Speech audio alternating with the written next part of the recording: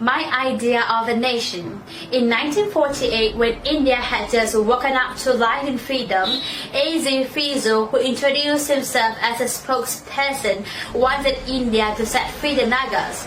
In his letter to C. Rajat Gopalachari, he wrote, "We occupy a territory at a point of confusion, and we cannot permit Naga territory to be political polemics, which curbs the formation of Naga National Council and gave sustenance to the Naga movement." And coming to my idea of a nation, I believe it all boils down to nation building.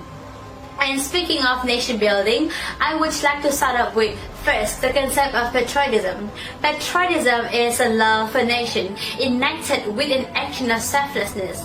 It means sacrificing our life, our blood for security, freedom, and integration.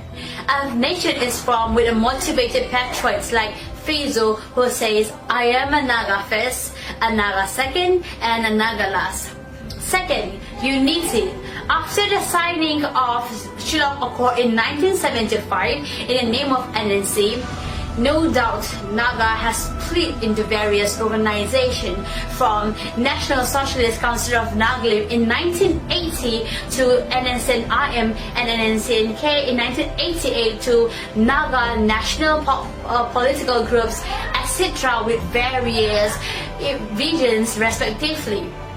For example, NNCN-IM proposed for shared sovereignty, yet Naga would not merge with India, whereas NNPG has no issue to existence under Indian sovereignty. This shows the existence of dissenting voices and doubts among Nagas.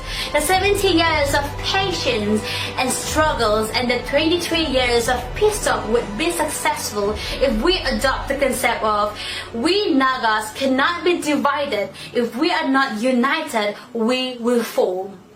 Imagine 2.4 million of Naga population coming together as one and standing as one. I believe we can build an inclusive nation that is Nagalim. Third, a flag and a constitution signifies a nation. There is no nation without a flag and a constitution.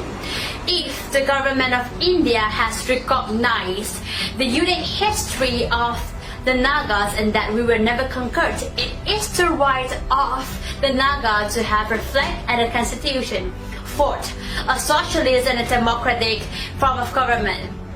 A nation of democracy where there will be no interplay of many to ensnare the voters to elect the representatives.